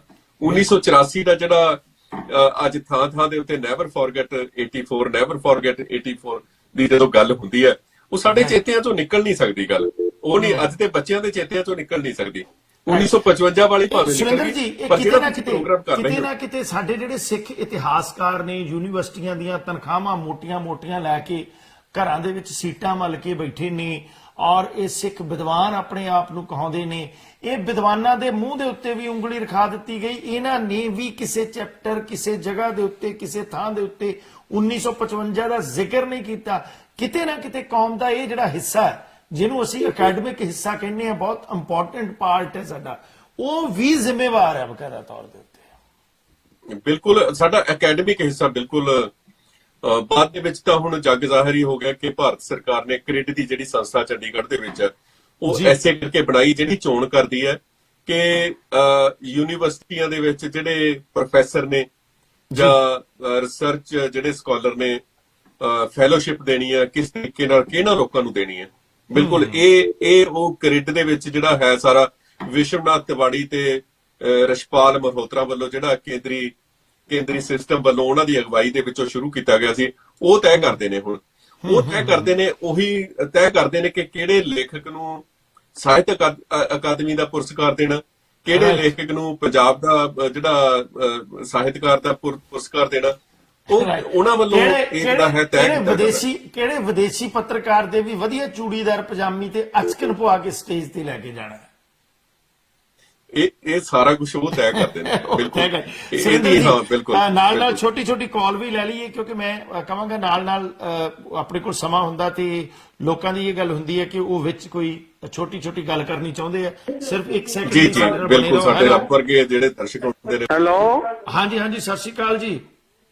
ਰਿਆੜ ਸਾਹਿਬ, ਚਰਨ ਸਿੰਘ ਪ੍ਰੇਮਪੁਰਾ ਬੋਲਦਾ ਜੀ ਜੀ। ਪ੍ਰੇਮਪੁਰਾ ਜੀ, ਕੀ ਕਹੋਗੇ? ਬਾਜ ਟੀਵੀ ਦਾ ਪੂਰੀ ਟੀਮ ਦਾ ਜੀ ਬਹੁਤ ਬਹੁਤ ਧੰਨਵਾਦ। ਤੁਸੀਂ ਇੰਨਾ ਪੁਰਾਣਾ ਇਤਿਹਾਸ ਪੁੱਟ ਕੇ ਲਿਆਏ ਹੋ। ਜੀ ਅੱਜ ਕੱਲ ਦੀ ਪੀੜ੍ਹੀ ਨੂੰ ਉਦੋਂ ਦੇ ਲੀਡਰ ਨਹੀਂ ਰਹੇ ਜੀ ਜਿਨ੍ਹਾਂ ਪੰਥ ਨੂੰ ਧੋਖਾ ਦਿੱਤਾ ਹੈ। ਹੂੰ ਇਹ ਨੌਕਰਕਾਰ ਹੋ ਕੇ ਨਿਬੜੇ ਗਵਰਨਮੈਂਟ ਦੇ। ਜੀ ਸਿੱਖਾਂ ਦਾ ਦੁੱਖ ਨਹੀਂ ਸਮਝਿਆ। ਔਰ ਸੁਰਿੰਦਰ ਜੀ ਨੂੰ ਮੇਰਾ ਹੀ ਸਤਿ ਸ੍ਰੀ ਅਕਾਲ ਪ੍ਰੇਮਪੁਰਾ ਵੱਲੋਂ ਕਹਿ ਦੇਣਾ। ਹੂੰ ਠੀਕ ਆ ਜੀ। ਇਹ ਅੱਜ ਤੋਂ 5 ਸਾਲ ਪਹਿਲਾਂ ਵੀ ਮੈਂ ਮੁੱਦੇ 'ਚ ਕਿਹਾ ਸੀ ਵੀ ਅਸੀਂ ਲੀਡਰਲੈਸ ਆ, ਤੇ ਮਗਰੋਂ ਇੱਕ ਬੰਦੇ ਨੇ ਨਾ ਫਟਾਫਟ ਫੋਨ ਕਰਕੇ ਕਹਿਤਾ ਸਾਡਾ ਲੀਡਰ ਗੁਰੂ ਗ੍ਰੰਥ ਸਾਹਿਬ ਹੈ। ਮੈਂ ਗੁਰੂ ਗ੍ਰੰਥ ਸਾਹਿਬ ਤੇ ਹੀ ਲੀਡਰ ਮੰਨਣੇ ਆ, ਪਰ ਅਸੀਂ ਗੁਰਦੁਆਰੇ ਪੱਗੂ ਲੱਥੀ ਹੁੰਨੇ ਆ। ਕਹਿਣ ਨੂੰ ਹੋਰ ਚੀਜ਼ ਏ, ਪ੍ਰੈਕਟੀਕਲੀ ਕਰਨਾ ਹੋਰ ਚੀਜ਼। ਮਿਹਰਬਾਨੀ ਮਿਹਰਬਾਨੀ ਮਿਹਰਬਾਨੀ, ਬਹੁਤ ਬਹੁਤ ਸ਼ੁਕਰੀਆ। ਇਹ ਕਹਿੰਦੇ ਨੇ ਜੀ ਕਿ ਅਸੀਂ ਅੱਜ ਵੀ ਇਸ ਇਤਿਹਾਸ ਨੂੰ ਭੁੱਲੇ ਬੈਠੇ ਹਾਂ, ਪਰ ਗੁਰਦੁਆਰਿਆਂ ਦੇ ਵਿੱਚ ਅਸੀਂ ਜਿਹੜਾ ਹੈ ਉਹ ਵੀ ਇਹਨਾਂ ਚੀਜ਼ਾਂ ਨੂੰ ਨਹੀਂ ਪ੍ਰਚਾਰਦੇ। ਸੁਰਿੰਦਰ ਜੀ, ਅੱਜ ਗੁਰਦੁਆਰਿਆਂ ਦੇ ਵਿੱਚ ਵੀ ਮੈਂ ਇਹ ਸਮਝਾਂਗਾ ਕਿ ਚਾਹੇ ਉਹ ਵਿਦੇਸ਼ੀ ਗੁਰਦੁਆਰੇ ਨੇ, ਚਾਹੇ ਉੱਥੇ ਦੇ ਨੇ, ਉੱਥੇ ਵੀ ਇਹਨਾਂ ਇਤਿਹਾਸਕ ਐਜੂਕੇਸ਼ਨ ਚੀਜ਼ਾਂ ਨੂੰ ਲੋਕਾਂ ਦੇ ਵਿੱਚ ਐਜੂਕੇਟ ਕਰਨਾ ਚਾਹੀਦਾ ਹੈ। ਅਸੀਂ ਉੱਥੇ ਵੀ ਰਵਾਇਤੀ ਤੌਰ ਦੇ ਉੱਤੇ ਮੈਂ ਸਮਝਾਂਗਾ ਕਿ ਪ੍ਰਸੰਗਾਂ ਤੇ ਮਨ ਘੜਤ ਕਥਾਵਾਂ ਜਿਹੜੀਆਂ ਨੇ ਉਹਨਾਂ ਦੇ ਵਿੱਚ ਹੀ ਸਾਰ ਦਿੰਨੇ ਆ। ਇਹਦੇ ਉੱਤੇ ਕੀ ਪ੍ਰਤੀਕਰਮ ਹੈ? ਦੇਖੋ, ਜਿਹੜੀ ਤੁਸੀਂ ਗੱਲ ਤੁਹਾਡੀ ਗੱਲ ਕਰਨ ਦੀ ਜਿਹੜਾ ਜਬਾ ਜੁੱਸੇ ਨਾਲ ਜਦੋਂ ਤੁਸੀਂ ਗੱਲ ਕਰਦੇ ਹੋ, ਜਿਸ ਤਰੀਕੇ ਨਾਲ ਗੱਲ ਕਰਦੇ ਹੋ, ਜਿਹੜੇ ਸ਼ਬਦ ਕਿਤੇ ਕਿਤੇ ਖਿੰਡਦੇ ਨੇ, ਤੀਰ ਬਣ ਕੇ ਨਿਕਲਦੇ ਨੇ ਤੁਹਾਡੇ ਸ਼ਬਦ, ਜਦੋਂ ਵੱਜਦੇ ਨੇ ਕਿਤੇ ਨਾ ਕਿਤੇ ਕਮੈਂਟ ਦੇ ਵਿੱਚ ਬੰਦਾ ਫਿਰ ਗੱਲ ਕਰ ਜਾਂਦਾ, ਕਮੈਂਟ ਕਰ ਜਾਂਦੇ ਨੇ ਚੱਲਦੇ ਪ੍ਰੋਗਰਾਮ ਦੇ ਵਿੱਚ। ਸੋਸ਼ਲ ਮੀਡੀਆ 'ਚ ਉਹ ਨੋਟ ਕੀਤੇ ਜਾ ਸਕਦੇ ਨੇ ਕਿ ਕਿਹੜਾ ਤੀਰ ਕਿਹਦੇ ਵੱਜਿਆ, ਕਿੱਦਾਂ ਵੱਜਿਆ, ਉਹ ਜ਼ਖਮੀ ਕਰ ਜਾਂਦਾ ਬੰਦਾ। ਮੈਂ ਪੜ ਰਿਹਾ ਨਾਲੋਂ ਨਾਲ। ਹਾਂ, ਸੋ ਇਹ ਗੱਲ ਹੈ ਵੀ ਜਦੋਂ ਅਸੀਂ ਸੱਚ ਬਾਰੇ ਗੱਲ ਕਰਦੇ ਆਂ, ਜਿਹੜਾ ਸਾਡਾ ਗੁਰੂ ਨਾਨਕ ਦਾ ਜਿਹੜਾ ਫਲਸਫਾ ਉਸ ਦੇ ਅਧੀਨ ਜੀ, ਤੇ ਜਦੋਂ ਅਸੀਂ ਇਤਿਹਾਸ ਦੀਆਂ ਉਹ ਪਰਤਾਂ ਫਰੋਲਦੇ ਆ ਜਿਹੜੀਆਂ ਸਾਡੇ ਅੱਜ ਦੇ ਨਾਲ ਸੰਬੰਧ ਰੱਖਦੀਆਂ ਨੇ ਜੀ, ਤਾਂ ਜਦੋਂ ਅਸੀਂ ਕੈਨੇਡਾ ਦੀ ਗੱਲ ਕਰਦੇ ਆ, ਚੰਡੀਗੜ੍ਹ ਦੇ ਵਿੱਚ ਜਿਹੜਾ ਸਥਾਪਿਤ ਕੀਤਾ ਗਿਆ ਸੀ ਕਿ ਕਿਵੇਂ ਸਾਹਿਤਕਾਰਾਂ ਦੀ ਚੋਣ ਹੁੰਦੀ ਹੈ, ਉਹ ਸੱਟ ਵੱਜਦੀ ਹੈ, ਤੀਰ ਵੱਜਦਾ ਫਿਰ ਸਿੱਧਾ। ਉਹ ਤਾਂ ਪ੍ਰਤੱਖ ਹੈ, ਹੁਣ ਸਾਰਿਆਂ ਨੂੰ ਕਿਸੇ ਕੋਲੋਂ ਲੁਕਿਆ ਹੋਇਆ ਨਹੀਂ ਹੈ। ਪਰ ਇਹੋ ਜਿਹੀਆਂ ਜਿਹੜੀਆਂ ਘਟਨਾਵਾਂ ਨੇ ਨਾ, 4 ਜੁਲਾਈ 1955 ਨੂੰ, ਇਹ ਸਾਡੇ ਸਾਹਮਣੇ ਇਤਿਹਾਸ ਦਾ ਇੱਕ ਵਰਕਾ। ਜਦੋਂ ਸਿੱਖ ਸਟੇਟ ਦੀ ਆਪਦੀ ਆਜ਼ਾਦੀ ਦੀ ਜਾਂ ਪੰਜਾਬੀਅਤ ਦੀ ਗੱਲ ਚੱਲੇਗੀ, ਜਾਂ ਪੰਜਾਬ ਦੇ ਵਿੱਚ ਜਿਹੜੀ ਮਾਨਵਤਾ ਦੇ ਸੌਦਾਗਰ ਨੇ ਸਿੱਖ, ਭਾਵੇਂ ਪੰਜਾਬ ਦੇ ਵਿੱਚ ਨੇ ਭਾਵੇਂ ਦੁਨੀਆ ਦੇ ਵਿੱਚ ਨੇ, ਇੱਕ ਅੱਧਾ ਕੋਈ ਗਲਤੀ ਕਰਦਾ, ਬਹੁਤ ਕੌਮਾਂ ਦੇ ਸਾਰੀਆਂ ਦੇ ਵਿੱਚ ਏਦਾਂ ਕਿ ਕੋਈ ਗਲਤੀ ਕਰਦਾ ਤੇ ਉਹ ਪੂਰੀ ਕੌਮ ਦੇ ਨਾਮ ਛਿੱਟਾ ਨਹੀਂ ਪੈਣ ਦਿੰਦੇ। ਇਹ ਸਾਡੇ ਕੌਮੀਅਤ ਦੇ ਵਿੱਚ ਹੀ ਹੈ ਕਿ ਕੋਈ ਬੰਦਾ ਗਲਤੀ ਕਰ ਜਾਂਦਾ।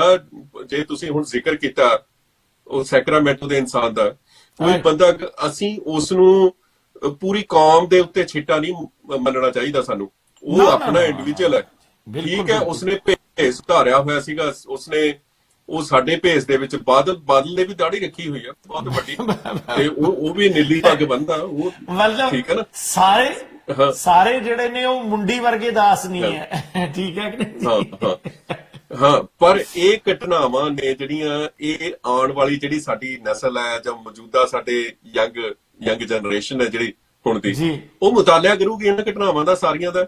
4 ਜੁਲਾਈ 1955 ਨੂੰ, ਤੇ ਇਹੋ ਹੀ ਨਹੀਂ, 1947 ਤੋਂ ਬਾਅਦ 1978 ਦੇ ਦਰਮਿਆਨ ਬਹੁਤ ਸਾਰੀਆਂ ਥਾਵਾਂ ਦੇ ਉੱਤੇ ਭਾਰਤ ਦੇ ਵਿੱਚ ਸਿੱਖ ਵਿਰੋਧੀ ਜਿਹੜੇ ਹਿੰਸਾ ਸੀ ਉਹਨੂੰ ਭੜਕਾਇਆ ਗਿਆ ਕਈ ਥਾਵਾਂ ਦੇ ਉੱਤੇ।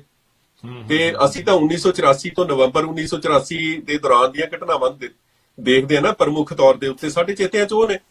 ਕਾਨਪੁਰ ਦੇ ਵਿੱਚ ਸੁਰਿੰਦਰ ਜੀ ਇੱਕ ਬ੍ਰੇਕ ਲੈਣਾ ਪਏਗਾ ਆਪਾਂ ਨੂੰ ਦਾ ਮੁਖੀ ਜੀ। ਮੈਂ ਕਿਹਾ ਇੱਕ ਬ੍ਰੇਕ ਲੈਣਾ ਪਏਗਾ ਛੋਟਾ ਜਿਹਾ, ਤੁਸੀਂ ਸਾਡੇ ਨਾਲ ਇਦਾਂ ਹੀ ਜੁੜੇ ਰਹੋ, ਔਰ ਮੈਂ ਤੁਹਾਡੇ ਨਾਲ ਜਿਹੜਾ ਹੈ ਉਹ ਜਿੰਨਾ ਵੀ ਸਮਾਂ ਰਹਿੰਦਾ ਹੈ ਆਪਾਂ ਉਹਦੇ ਵਿੱਚ ਸਿਰਫ ਇਹ ਜ਼ਿਕਰ ਕਰਨਾ ਹੈ ਕਿ 1900 ਅਕਤੂਬਰ 1947 ਦੇ ਸਰਕੂਲਰ ਤੋਂ ਲੈ ਕੇ 1955 4 ਜੁਲਾਈ ਦਾ ਦਰਬਾਰ ਸਾਹਿਬ ਦੇ ਉੱਤੇ ਪਹਿਲਾ ਹਮਲਾ, ਔਰ ਉਸ ਤੋਂ ਬਾਅਦ 84 ਦੇ ਵਿੱਚ, ਨਵੰਬਰ 1984 ਦੇ ਵਿੱਚ ਇਸ ਚੀਜ਼ ਦਾ ਮੁਤਾਲਿਆ ਕਰਨ ਵਾਸਤੇ ਆਪਾਂ ਵਿਦੇਸ਼ੀ ਪੱਧਰ ਦੇ ਉੱਤੇ ਇੱਕ ਸੈਮੀਨਾਰ ਵਗੈਰਾ ਜਿਹੜਾ ਹੈ ਉਸ ਨੂੰ ਜਿਹੜਾ ਹੈ ਉਹ ਮੈਂ ਸਮਝਾਂਗਾ ਕਿ ਕਰੋਨਾ ਦੀ ਮਾਰ ਪਰੇ ਹੁੰਦੀ ਹੈ ਤੇ ਕਿਵੇਂ ਉਸ ਨੂੰ ਕੀਤਾ ਜਾ ਸਕਦਾ ਤਾਂ ਜੋ ਕਿ ਲੋਕਾਂ ਤੱਕ ਇਹ ਸਾਰੀ ਗੱਲ ਜਿਹੜੀ ਹੈ ਉਹ ਜਾ ਸਕੇ। ਸੋ ਸਾਡੇ ਨਾਲ ਇਦਾਂ ਹੀ ਬਣੇ ਰਹਿਣਾ। ਇੱਕ ਛੋਟੇ ਜਿਹੇ ਬ੍ਰੇਕ ਤੋਂ ਬਾਅਦ ਅਸੀਂ ਵਾਪਸ ਮਿਲਦੇ ਹਾਂ ਜੀ।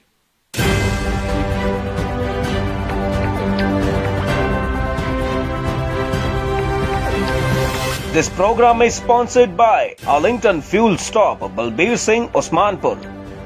Fuel 1 Edison Fuel Stop, Jabbar Singh, Garewal. And Venko Truck and Auto Plaza, Balkeet Singh, Bopara. S&S Brokers Incorporation New Jersey ਦੀ ਪੂਰੀ ਤਰ੍ਹਾਂ ਲਾਇਸੈਂਸ ਪ੍ਰਾਪਤ ਕੰਪਨੀ, ਸਮੇਂ ਤੇ ਡਿਲੀਵਰੀ ਲਈ ਵਚਨਬੱਧ। ਕੰਪਨੀ ਦਾ ਤਜਰਬਾ ਕੰਪਨੀ ਨੂੰ ਬਾਕੀਆਂ ਤੋਂ ਅਲੱਗ ਕਰਦਾ ਹੈ। ਗ੍ਰਾਹਕਾਂ ਦੀ ਸਹੂਲਤ ਲਈ ਸ਼ਿਪਿੰਗ ਦਰ ਵਿੱਚ ਭਾਰੀ ਡਿਸਕਾਊਂਟ ਦਿੱਤਾ ਜਾਂਦਾ ਹੈ। ਕੰਪਨੀ ਦਾ ਮਿਸ਼ਨ ਪ੍ਰੀਮੀਅਮ ਟਰਾਂਸਪੋਰਟ ਸੇਵਾਵਾਂ ਪ੍ਰਦਾਨ ਕਰਨਾ। ਵਧੇਰੇ ਜਾਣਕਾਰੀ ਲਈ ਸੰਪਰਕ ਕਰੋ 120 Wood Avenue South, suite 605, Iselin, New Jersey 08830 ਅਤੇ ਕਾਲ ਕਰੋ 201 259 9223। ਨਿਊ ਜਰਸੀ ਅਤੇ ਕੈਲੀਫੋਰਨੀਆ ਦੇ ਪ੍ਰਸਿੱਧ advocate Jaspreet Singh attorney at law, ਜਿਹੜੇ ਕਿ deputation, defence, appeal, family law, bankruptcy ਦੇ ਵਿੱਚ ਮਾਹਰ ਨੇ। ਉਹਨਾਂ ਦੇ ਨਾਲ ਸਿੱਧੀ ਗੱਲਬਾਤ ਲਈ ਤੁਸੀਂ ਹਰ ਵੀਰਵਾਰ ਨੂੰ ਲਾਈਵ ਸ਼ੋਅ ਦੇ ਜ਼ਰੀਏ ਜੁੜ ਸਕਦੇ ਹੋ। ਇਹ ਵੀ ਇੱਕ ਰੱਬ ਦੇ ਬੰਦਿਆਂ ਦਾ ਘਰ ਹੈ ਜਿੱਥੇ ਸਿਰਫ ਇੱਕ ਧਰਮ ਤੇ ਜਾਤ ਹੈ, ਇਨਸਾਨੀਅਤ, ਜਿੱਥੇ ਕੋਈ ਵੱਡਾ ਤੇ ਛੋਟਾ ਨਹੀਂ, ਜਿੱਥੇ ਖੁਸ਼ੀਆਂ ਇੱਕੋ ਜਿਹੀਆਂ ਵੰਡੀਆਂ ਜਾਂਦੀਆਂ ਨੇ। ਬੌਧਿਕਤਾ ਦਾ ਵਿਕਾਸ ਰੱਬ ਦੇ ਹੱਥ ਹੈ, ਪਰ ਰੱਬ ਦੇ ਜੀਆਂ ਦੀ ਸੰਭਾਲ ਤਾਂ ਬੰਦਾ ਹੀ ਕਰ ਸਕਦਾ ਹੈ। ਅਜਿਹੀ ਇੱਕ ਮਿਸਾਲ ਅਮਰੀਕਾ ਦੇ ਮੈਰੀਲੈਂਡ ਵਿਖੇ centre for social change. Visit ਔਰ ਕਾਲ ਮੋਰ ਇਨਫੋਰਮੇਸ਼ਨ ਜੈਸੀ ਸਿੰਘ ਐਂਡ ਸਾਜਿਦ ਤਰਾਰ।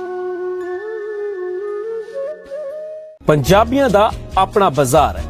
ਇੱਥੇ ਫਰੈਸ਼ ਸਬਜ਼ੀਆਂ, ਫਰੈਸ਼ ਫਰੂਟ, ਵਧੀਆਂ ਦਾਲਾਂ, ਇੱਕੋ ਛੱਤ ਹੇਠਾਂ ਘਰ ਦੀ ਜ਼ਰੂਰਤ ਦਾ ਹਰ ਸਮਾਨ ਖਰੀਦਣ ਲਈ ਜਰੂਰ ਆਓ। ਕੰਪਨੀ ਆਪਣੇ ਗ੍ਰਾਹਕਾਂ ਲਈ ਸਮੇਂ-ਸਮੇਂ ਤੇ ਬੈਸਟ ਡੀਲ ਵੀ ਦਿੰਦੀ ਹੈ। ਵਧੇਰੀ ਜਾਣਕਾਰੀ ਲਈ ਸੰਪਰਕ ਕਰੋ ਆਪਣਾ ਬਾਜ਼ਾਰ 2975 JFK ਬੁਲੇਵਾਰਡ, ਜਰਸੀ ਸਿਟੀ 07306 ਅਤੇ 2631 Street Road, Bensalem, Pennsylvania 19020।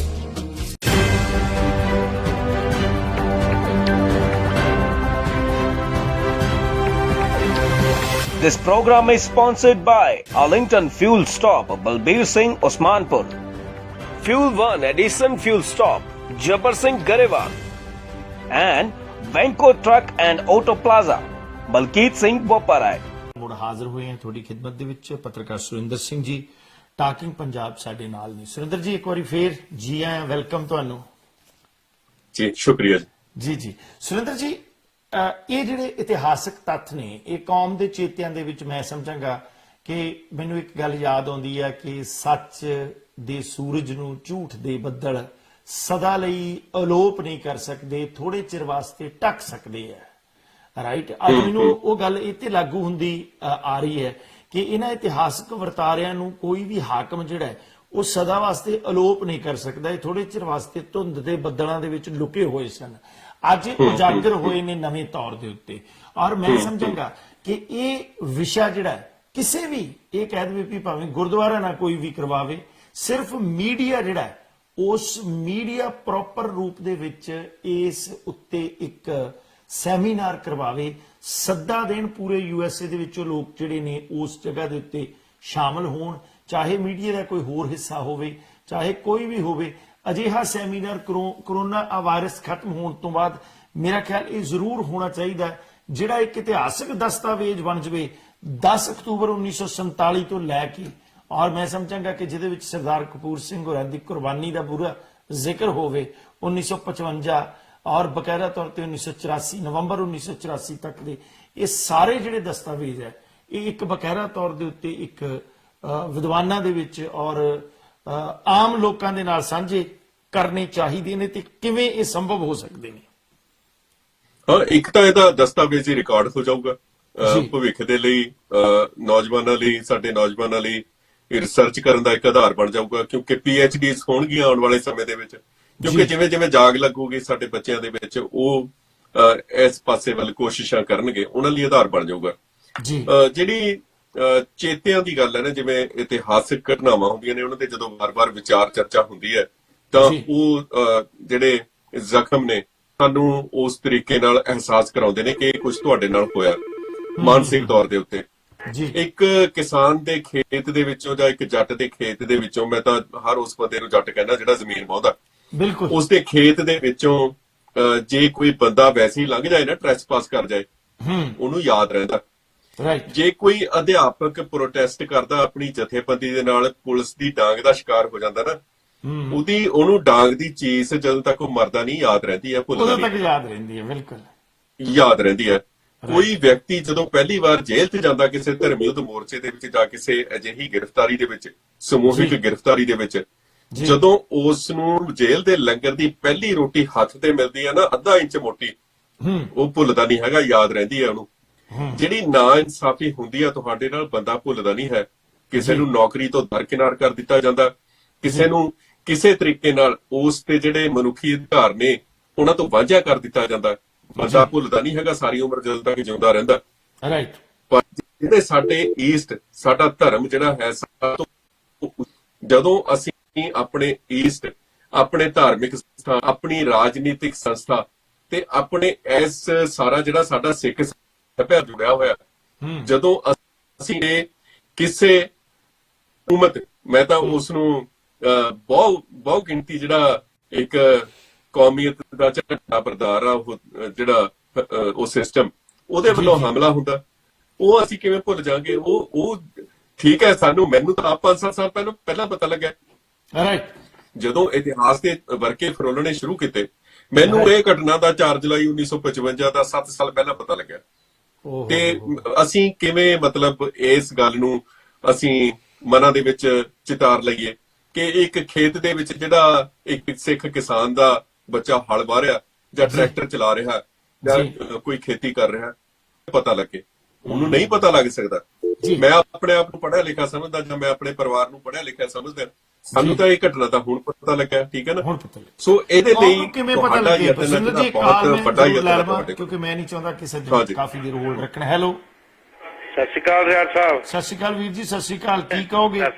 Riar ਸਾਹਿਬ, ਏਦਾਂ ਗੱਲ ਆ ਜੀ, ਤੇ ਤੁਸੀਂ ਭੀਮ ਸੈਨ ਦੀ ਗੱਲ ਕੀਤੀ ਆ ਕਿ ਇਹ ਕਰਪਸ਼ਨ ਦੇ 1949 ਦੇ ਵਿੱਚ ਅਪ੍ਰੈਲ ਦੇ ਵਿੱਚ ਇਹ ਸਸਪੈਂਡ ਹੋਇਆ ਕਰਪਸ਼ਨ ਦੇ ਕੇਸ ਦੇ ਵਿੱਚ। 188 ਦਿਨ ਇਹਨੇ ਮੁੱਖ ਮੰਤਰੀ ਰਿਹਾ। ਉਹ ਤੋਂ ਬਾਅਦ ਇਹ ਦੁਬਾਰਾ ਆਇਆ 1953 ਦੇ ਵਿੱਚ। 1953 ਤੋਂ 56 ਤਾਂ ਇਹਨੇ ਮੁੱਖ ਮੰਤਰੀ ਦਾ ਇਹਨੇ ਆਨੰਦ ਮਾਣਿਆ। ਮੇਰੇ ਖਿਆਲ ਪ੍ਰਕਾਸ਼ ਸਿੰਘ ਬਾਦਲ ਹੁਣੀ ਇਹਨਾਂ ਨਾਲ ਚਾਹ ਦਾ ਕੱਪ ਸਾਂਝਾ ਕੀਤਾ ਹੋਊਗਾ ਕਿ ਜਿਹੜੀ ਕਿ ਇੰਨੀ ਕਰਪਸ਼ਨ ਦੀ ਜੂਠ ਖਾ ਕੇ ਕਿ ਗਾਹਾਂ ਤੱਕ ਹੁਣ ਨਹੀਂ ਮੁੱਕੀ, ਗਾਹਾਂ ਕਿੱਥੇ ਤੱਕ ਜੂਠ ਬਣਾ। ਵਿਸ਼ੇ ਦਾ ਹਿੱਸਾ ਨਹੀਂ ਭਾਜੀ ਵਿਸ਼ੇ ਦਾ ਹਿੱਸਾ ਨਹੀਂ। ਮਤਲਬ ਬਹੁਤ ਤੁਸੀਂ ਵਧੀਆ ਜਾਣਕਾਰੀ ਲਿਆਂਦੀ ਹੈ ਕਿ 188 ਦਿਨਾਂ ਦੀ ਜਿਹੜੀ ਹੈ ਉਹ ਬਿਲਕੁਲ ਵਕਾਇਦਾ ਤੌਰ ਤੇ ਜਾਣਕਾਰੀ ਆ। ਧੰਨਵਾਦ ਸੁਰਿੰਦਰ ਜੀ। ਵਕਤ ਜਿਹੜਾ ਆਪਣੇ ਕੋਲ ਬੜਾ ਘੱਟ ਰਹਿ ਗਿਆ, ਆਖਰੀ 2 ਮਿੰਟਾਂ ਦੇ ਵਿੱਚ ਕੀ ਕਹਿਣਾ ਚਾਹੋਗੇ? ਕੌਮ ਨੂੰ ਮੈਸੇਜ ਦਿਓ ਪਲੀਜ਼। ਕੌਮ, ਜਿਹੜੀ ਤੁਸੀਂ ਗੱਲ ਕਰ ਰਹੇ ਹੋ, ਜਿਹੜੀ ਤੁਸੀਂ ਗੱਲ ਕਰ ਰਹੇ ਆ ਪ੍ਰੋਗਰਾਮ ਦੇ ਵਿੱਚ ਕੀਤੀ ਹੈ 4 ਜੁਲਾਈ 1955 ਦੀ, ਇਹ ਟਰੈਵਲ ਹੋਣੀ ਸ਼ੁਰੂ ਹੋ ਗਈ ਹੈ, ਠੀਕ ਹੈ ਨਾ ਜੀ। ਇਹ ਟਰੈਵਲ ਹੋਣੀ ਸ਼ੁਰੂ ਹੋ ਗਈ ਹੈ, ਬੱਚੇ ਤੱਕ ਜਾਊਗੀ। ਜਿਵੇਂ ਅਸੀਂ ਜੂਨ 1984 ਨੂੰ ਨਹੀਂ ਹਾਲੇ ਤੱਕ ਭੁੱਲੇ, ਅਸੀਂ ਭੁੱਲ ਵੀ ਨਹੀਂ ਸਕਦੇ। 1947 ਨੂੰ ਨਹੀਂ ਹਾਲੇ ਤੱਕ ਭੁੱਲੇ, ਜਲਿਆਂਵਾਲੇ ਬਾਗ ਦੇ ਕਾਂਡ ਨੂੰ ਨਹੀਂ ਹਾਲੇ ਤੱਕ ਅਸੀਂ ਭੁੱਲੇ। ਇਸੇ ਤਰ੍ਹਾਂ 4 ਜੁਲਾਈ 1955 ਸਿੱਖ ਚੇਤਿਆਂ ਦੇ ਵਿੱਚ ਜਾਗੇਗਾ, ਸਜੀਵ ਰੂਪ ਦੇ ਵਿੱਚ ਵਿਚਰਨਾ ਸ਼ੁਰੂ ਹੋਏਗਾ। ਤੇ ਇਹਦੇ 'ਚ ਦੇਖੋ, ਠੀਕ ਹੈ ਕਿ ਜਿਹੜਾ ਵਿਅਕਤੀ ਸ਼ਬਦਾਂ ਦੇ ਨਾਲ ਬੋਲਦਾ, ਜਿਸ ਤਰੀਕੇ ਨਾਲ ਗੱਲ ਕਰਦਾ, ਠੀਕ ਹੈ ਨਾ, ਉਹ ਚੁਭਦਾ। ਜਿਵੇਂ 1982 ਦੀ ਭਰਪੂਰ ਸਿੰਘ ਬਲਵੀਰ ਦੀ ਤਕਰੀਰ ਅੱਜ ਸਿੱਖ ਨੌਜਵਾਨਾਂ ਦੇ ਮਨਾਂ ਦੇ ਵਿੱਚ ਜਿਉਂਦੀ ਹੈ ਨਾ, ਤੁਹਾਡੇ ਸ਼ਬਦ ਵੀ ਸਾਡੇ ਸ਼ਬਦ ਵੀ ਇਹ ਜਿਉਂਦੇ ਰਹਿਣੇ ਨੇ। ਇਹਨਾਂ ਨੇ ਪ੍ਰਵਾਹ ਬਣਨਾ, ਇਹ ਇਨਕਲਾਬ ਆਉਣਾ ਹੀ ਆਉਣਾ ਤੇ ਇਨਕਲਾਬ ਆਊਗਾ। ਦੇਖੋ, ਉਹ ਉੱਥੇ ਕੇਸ ਦਰਜ ਹੁੰਦੇ ਨੇ, 1000 ਤਰ੍ਹਾਂ ਦੇ ਕੇਸ ਦਰਜ ਪਹਿਲਾਂ ਵੀ ਕੀਤੇ ਗਏ, ਜੇਲ੍ਹਾਂ ਵੀ ਕੱਟੀਆਂ, ਨਾ ਕਦੇ ਪਹਿਲਾਂ ਪਰਵਾਹ ਕੀਤੀ ਹੈ ਨਾ ਹੁਣ ਪਰਵਾਹ ਕਰਨੀ ਹੈ। ਇਹ ਦੀਵਾ ਇਹਨੇ ਜਗਦਾ ਰਹਿਣਾ, ਇਹਨੇ ਜਗਦਾ ਹੀ ਰਹਿਣਾ। ਸਮੇਂ ਨੇ, ਕੌਮ ਨੇ ਤੇ ਸਾਡੇ ਜਿਹੜੇ ਭਰਾਵਾਂ ਨੇ ਇਹਦੇ 'ਚ ਤੇਲ ਪਾਉਂਦੇ ਰਹਿਣਾ, ਸਮਾਂ ਉਹ ਵੀ ਆਏਗਾ ਜਦੋਂ ਕੌਮ ਨੇ ਸਾਡੀ ਨੇ ਇਸ ਦੇ ਵਿੱਚ ਦੇਸੀ ਘਿਓ ਵੀ ਇਹ ਬੰਦ ਨਹੀਂ ਹੋਣਾ, ਬੁਝਣਾ ਨਹੀਂ, ਹਨੇਰੀਆਂ ਚੱਲਣੀਆਂ। ਤੇ ਇੱਕ ਗੱਲ ਹੋਰ ਹੈ कि मैं हमेशा हवाएं करेगी बीए का फैसला, कवि ने कितना जोर है वो कितना जलेगा। हाँ, एक कवि ने बहुत सोहणियां सतरां कहियां ने कि हवा विच उड़दे परिंदियां दी समय दे पिंडे विच बंद हाकम अक्सर नहीं हुंदी मुलाकात। बिल्कुल। सो मैं यही कहांगा बहुत ਤੁਹਾਡਾ ਧੰਨਵਾਦ, ਤੁਸੀਂ ਬਹੁਤ ਸ਼ੁਕਰੀਆ, ਮਜ਼ਮੂਨ ਬਹੁਤ ਸੁਰਿੰਦਰ ਜੀ, ਮੈਂ ਤੁਹਾਡਾ ਬਹੁਤ ਧੰਨਵਾਦੀ ਹਾਂ ਕਿ ਇਹਨਾਂ ਇਤਿਹਾਸਕ ਵਰਤਾਰਿਆਂ ਦੇ ਉੱਤੇ ਤੁਸੀਂ ਮੈਨੂੰ ਸਮਾਂ ਦਿੰਦੇ ਹੋ ਔਰ ਇਹ ਆਪਣਾ ਫਰਜ਼ ਬਣਦਾ ਹੈ। ਔਰ ਮੈਂ ਔਰ ਤੁਸੀਂ ਵੀ ਜਿਵੇਂ ਇਹ ਮੁਫਤ ਫਰੀ ਜਿਹਨੂੰ ਕਹਿੰਦੇ ਹੁੰਦੇ ਕੌਮ ਵਾਸਤੇ ਸੇਵਾਵਾਂ ਕਰਦੇ ਹੋ, ਇਸ ਚੈਨਲ ਵਾਸਤੇ ਮੈਂ ਵੀ ਇਸੇ ਤਰ੍ਹਾਂ ਹੀ ਜਿਹੜੀ ਹੈ ਉਹ ਸੇਵਾ ਕਰ ਰਿਹਾ। ਤੁਹਾਡਾ ਬਹੁਤ ਧੰਨਵਾਦ। ਵਾਹਿਗੁਰੂ ਜੀ ਕਾ ਖਾਲਸਾ, ਵਾਹਿਗੁਰੂ ਜੀ ਕੀ ਫਤਿਹ। ਦੋਸਤੋ ਮੈਨੂੰ ਇੱਥੇ ਇਜਾਜ਼ਤ ਦਿਓ। ਕਮਰ ਸੰਧੂ ਜੀ ਬਿਲਕੁਲ ਤਿਆਰ ਨੇ, ਉਹਨਾਂ ਦਾ ਪ੍ਰੋਗਰਾਮ ਔਰ ਉਹਨਾਂ ਦੇ ਪ੍ਰੋਗਰਾਮ ਨੂੰ ਅਸੀਂ ਸੁਣੀਏ, ਫਿਰ ਮਿਲਦੇ ਹਾਂ। ਔਰ ਤੁਹਾਨੂੰ ਇਹ ਦੱਸਣਾ ਚਾਹਾਂਗਾ ਕਿ ਐਤਵਾਰ ਨੂੰ 2:45 ਸ਼ਾਰਪ ਟਾਈਮ ਦੇ ਉੱਤੇ, ਦੁਪਹਿਰ ਨੂੰ ਈਸਟਰਨ ਸਟੈਂਡਰਡ ਟਾਈਮ ਦੇ ਉੱਤੇ ਨਵਜੋਤ ਸਿੰਘ ਸਿੱਧੂ ਜਿਹੜੇ ਨੇ ਉਹ ਲਗਭਗ 2 ਘੰਟਿਆਂ ਵਾਸਤੇ ਲਾਈਵ ਹੋਣਗੇ ਬਾਜ਼ ਟੀਵੀ ਦੇ ਉੱਤੇ ਵੀ ਔਰ ਗਰਬ ਪੰਜਾਬ ਦੇ ਉੱਤੇ ਵੀ। ਬਹੁਤ ਸ਼ੁਕਰੀਆ, ਇਜਾਜ਼ਤ ਦਿਓ। ਰੱਬ ਰਾਖਾ। ਤੁਹਾਡਾ ਆਪਣਾ ਨਾਚੀਜ਼ ਹਰਵਿੰਦਰ ਰਿਆੜ।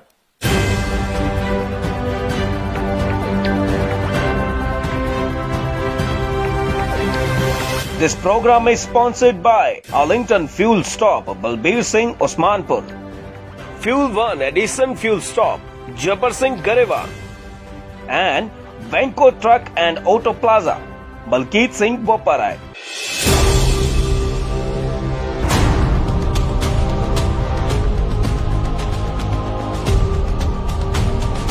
बांस की तरह ऊंचे ऊंचे लंबे लंबे वायदे, अंदर से खोखले। इंडियन ओवरसीज कांग्रेस ਵੱਲੋਂ ਸ਼ੁਰੂ ਕੀਤੀ ਗਈ ਸਪੀਕ ਅਪ ਐਂਡ ਰਾਈਜ਼ ਮੁਹਿੰਮ ਤਹਿਤ ਕਾਂਗਰਸੀ ਆਗੂ ਨਵਜੋਤ ਸਿੰਘ ਸਿੱਧੂ ਦੀ ਅਮਰੀਕੀ ਕਾਂਗਰਸੀਆਂ ਨਾਲ ਵਰਚੁਅਲ ਮੁਲਾਕਾਤ ਵੇਖੋ ਐਕਸਕਲੂਸਿਵਲੀ 28 ਜੂਨ 2:45 ET ਗਰਬ ਪੰਜਾਬ ਤੇ ਬਾਜ਼ ਟੀਵੀ ਤੇ।